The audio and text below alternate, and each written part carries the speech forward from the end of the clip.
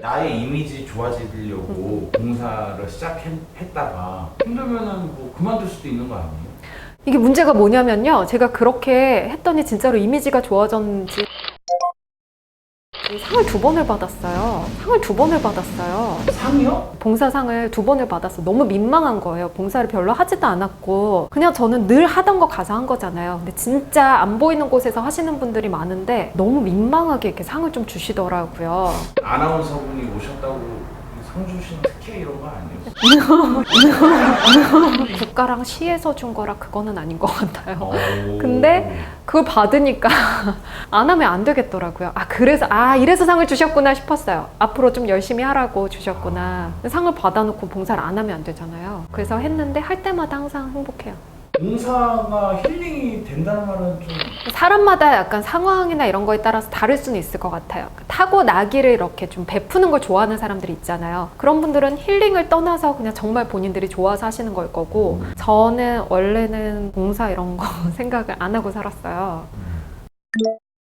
나도 힘든데 누구를 도와 약간 이런 마음이었거든요. 근데 제가 저는 뭐 이렇게 얘기하면 좀 그렇지만 더 힘든 분들도 많겠지만 태어나면서 지금까지 그렇게 평탄하게 살지는 않았어요. 아 그래요? 네, 제가 이렇게 좀 곱게 생겼지만 일단 좀 집안이 많이 어려웠거든요. 부모님도 가정 불화도 심했고 나중에는 제가 한부모 가정에서 자라다 보니까 국가 지원금으로 고등학교를 다녀야 했고 경제적으로 항상 너무 힘들었어요. 그리고 어느 정도 이제 제가 경제 활동을 시작하면서 나름 그래도 괜찮았거든요. 그럴 때 또 이렇게 힘든 고비들이 오더라고요, 집에. 이러다 보니까 제가 생계를 어느 부분은 뭐 전부는 아니지만 좀 감당을 해야 되는데 근데 또 경제적으로 제일 힘든 시기였어요. 그리고 방송이 하나밖에 없었어요, 그때. 이래저래 많이 힘들어요. 네. 그리고 이 학원 일이 좀 사람 때문에 제가 스트레스를 많이 받을 때였어요. 그래서 역시 힘든 일은 한 번에 몰려오는구나 라고 생각을 했는데 그때는 진짜 바닥이 뭔지를 느끼게 되더라고요. 나는 열심히 살았는데 왜 내 삶은 항상 이렇게 힘들까? 내가 지금 이 나이에 이런 걸 다 겪어야 되나 싶더라고요. 그리고 그럴 때는 사람들도 다 떠나더라고요. 그래서 더 힘들게 합니다. 네, 진짜 돈이 없는 것보다 사람이 없는 게 힘들었어요. 그리고 저를 많이 돌아봤죠. 내가 그동안 어떻게 했으면 사람들이 그럴까. 물론 그 와중에도 진짜 남아있고 도와줬던 사람들이 있어요. 진짜 고마운 사람들. 하루는 제가 운전을 하고 가는데 저는 뭐 우울감 이런 게 별로 없거든요. 근데 내가 여기서 그냥 이대로 핸들을 놓으면 어떻게 될까 이렇게 생각을 하고 있는 거예요. 핸들 놓으면 어떡하려고? 사고가 나겠죠.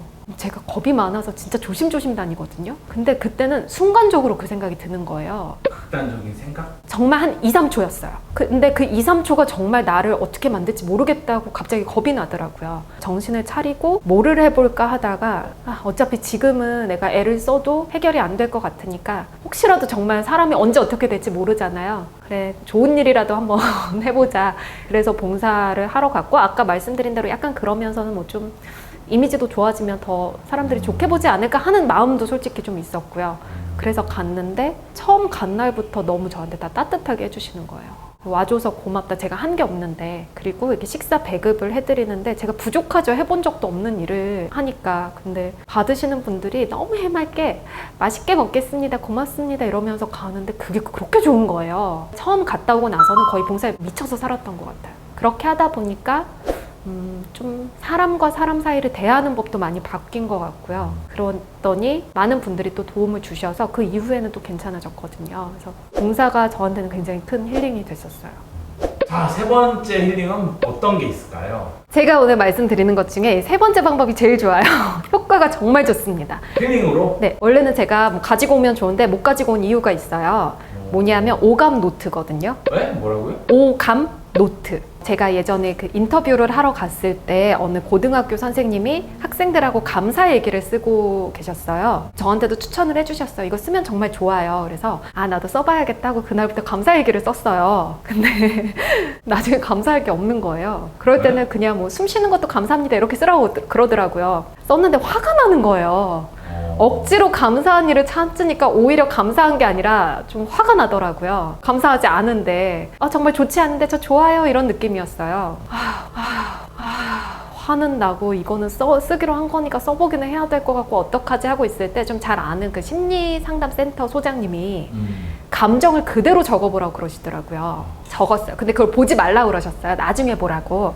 그래서 매일매일 적었어요. 근데 한 달 있다 봤거든요. 깜짝 놀랐어요. 왜 뭐라고 써? 저는 진짜 어릴 때부터 지금까지 살면서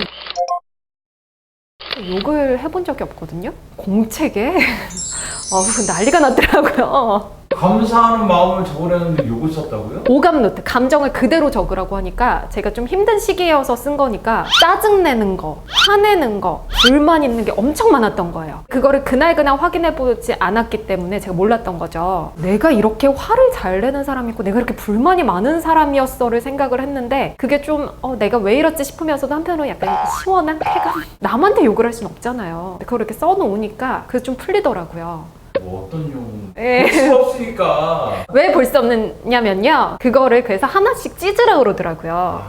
그래서 그래 내 나빴던 거 이제 다 잊어버릴 거면서 찢었어요. 그걸 제가 3권을 썼거든요. 오감 노트를. 근데 이게 정말 도움이 많이 됐어요. 첫 번째, 두 번째, 세 번째를 정리해서 제가 이제 처음에 3가지를 말씀드린다고 했었고 그게 3가지가 연결된다고 말씀드렸잖아요. 공연을 보면서 좀 감정을 느껴보는 거, 봉사를 하면서 따뜻한 마음을 느껴보는 거, 그리고 오감 노트를 쓰면서 내 감정을 표출해보는 거, 결국에 감정이거든요. 요즘 우리가 굉장히 표출할 기회가 많다고 하지만 막상 내 마음을 들여다보거나 그런 감정을 솔직하게 표현을 못하는 것 같아요. 그러다 보니까 뭐 분노 조절 장애라는 말도 나오고 그러다 보니까 사람들이 진짜 화가 많아졌어요. 겪어보니까 조금만 더 내 마음을 내가 먼저 치유를 해줄 걸, 어루만져 줄 걸 그런 생각을 했거든요. 예전에는 독하다는 소리를 들을 만큼 울지도 않았어요. 요즘은 그냥 툭하면 울어요. 사람들 앞에서 못 우니까 일부러 영화를 보거나 공연 보거나 이러면서 울거든요. 그렇게 울고 나면은요 정말 시원해요. 그래서 가장 중요한 건 내 감정을 먼저 좀 어루만져주고 내 마음을 치유해주는 게 좋은 것 같아요. 저희 이제 학원에 오는 사람들 스피치를 배우러 오면 심리적인 요소가 굉장히 커요. 그래서 어쩔 수 없이 좀 개인에 대한 이야기도 물어보게 되고 그러면 우는 사람들이 굉장히 많아요. 왜 우냐면 내 얘기를 아무도 들어주지 않았거든요. 나는 감정을 항상 억누르고 살았거든요. 그거를 건드려주고 울기 시작하면 그 다음부터 스피치가 엄청 좋아져요. 약간 심리상담 역할을 같이 하시는 것 같네요. 제가 전문적으로 할 수는 없기 때문에 그냥 저는 들어주는 역할을 하는데 누군가가 이렇게 들어주는 걸로 굉장히 도움이 많이 돼요. 근데 아무리 내 이야기를 잘 들어준다고 해도 100% 표현을 할 수 없기 때문에 그거를 좀 다른 방법으로 하는 거죠. 뭐 울어본다든가 아니면 마음껏 웃어본다든가. 우리 이런데 상처 나면 그 상처를 건드려야지 낫잖아요. 근데 마음의 상처는 우리가 안 보이니까 건드리지 않고 그냥 묻어두려고 하는 것 같아요. 그거를 그대로 고칠 수 없다면 좀 다른 방법을 써서라도 치유를 반드시 해야 되는 것 같아요. 그래서 제가 3가지 말씀드렸어요. 완벽하죠? 이렇게 네. 역시 아나운서라 그런지 말씀이 그냥 딱딱딱 이 힐링이라는 컨텐츠를 가지고 인터뷰 요청을 했을 때 좀 어땠어요 그때는?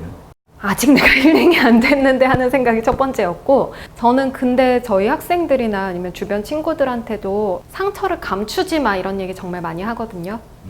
제가 너무 오랫동안 감추고 살았더니 아까 그 말씀드렸지만 주변에 사람도 없었고 혼자 남겨진 것 같고 굉장히 외롭고 그 상처가 그렇다고 해서 없어지지 않더라고요. 근데 오히려 나 이런 일이 있었어, 나 어릴 때 좀 힘들었어 이런 얘기를 하니까 주변에 나도 그런 일이 있었어 라든가 나는 이것 때문에 힘들었어 아니면 나 네 마음 이해해라고 하는 사람이 많은 거예요. 그 사람들 덕에 또 많이 고쳐졌거든요. 그래서 상처를 좀 끄집어내는 과정이 필요할 것 같고 이거를 보시면서 뭐 저와 똑같은 방법을 안 쓰시더라도 누구나 상처 작은 거라도 있거든요. 그럼 좀 끄집어내셔서 그거에 꼭 약을 발라주셨으면 좋겠어요. 자 마지막으로 열혈 PD 화이팅! 셀럽 힐링박스 화이팅! 이렇게 한 번만. 네, 꼭 화이팅 이래야 돼요? 뭐 알아서 할까요? 시작! 열혈 PD TV? 아니 그냥 열혈 PD. 열혈 PD? 누가 열혈 PD예요? 나. 왜? 우리 알고 지낸 시간이 꽤 되는데 열혈 PD TV 하면 발음하기도 힘들어. 할 수 있어요. 아 그래? 열혈 PD TV가 뭐가 어려워서. 그렇구나. 역시 아나운서라. 자 그러면 어쨌든 채널 이름 불러야. 그래서 네. 자 시작. 열혈 PD TV 화이팅! 셀럽의 힐링박스 화이팅! 와. 뭐 이제 끝났는데. 언제 끝나요? 끝났어. 끝났는데 네. 뭐 요즘에 뭐 좋은 소식은 없고. 좋은 소식이 뭐예요? 저희 미스코리아 11명 나왔어요. 11명? 지역 진선미 11명 나왔어요. 우와. 최종 2명 나왔고요.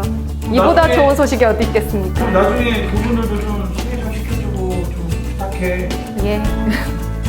진짜로 네. 나오게 해줄 수 있어? 아, 그럼요.